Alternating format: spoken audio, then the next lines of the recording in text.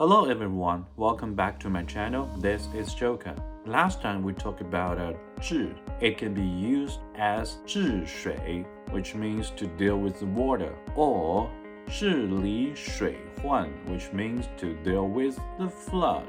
About 10,000 years ago, there was probably another greenhouse effect. The greenhouse literally means 绿色的房子, but in Chinese we usually call it 温室效应, the effect of a warm house. Because of it, ices melt, there were floods everywhere on the planet. As a consequence, we heard about different stories from different regions, such as Gilgamesh from the Mesopotamia, Noah from the Bible, and King Yu from China. King Yu is called 大禹. Da means big or great. Great Yu, who dealt with the flood, 大禹治水. It was a myth, 神话. 神话 literally means God's story. But I always believe that all the myths are backed up with a true story. Anyway, because of the weather change, different people living in different places suffer various aftershocks. But those who lived closer to the rivers suffered the most. I guess there are other places might have gone through unimaginable disasters as well. It's just that we don't know. We didn't know they existed before because they didn't leave a clue. Simply because there was no written language back then, like the Epic of Gilgamesh, like the Bible, or the Chinese myths.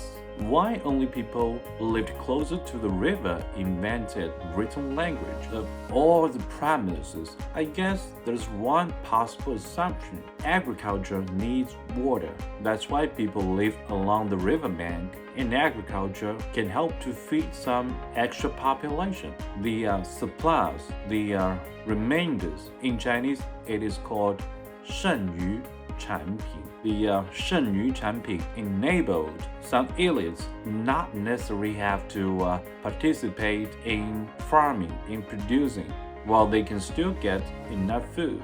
But today, my focus is the Chinese spirit by the comparison of two stories. I believe my audience are most familiar with Noah's Ark.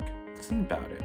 What's behind the story? When you are confronting disasters, what is the choice? From my understanding, the Western culture which derived from the Christian culture, the Bible, like Noah, he depended himself fully on someone else, in this case, the God. But for Chinese, look at King Yu. He fought back. Chinese people take control of their own fate.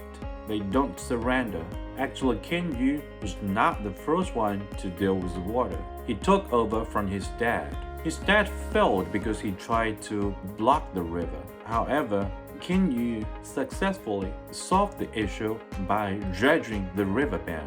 Of course, he could only do so by uniting all the people. So today, I just want to share you with some Chinese spirit from the story. Chinese people are united. Chinese people take themselves as their own savior. In other words, there's no savior other than yourself.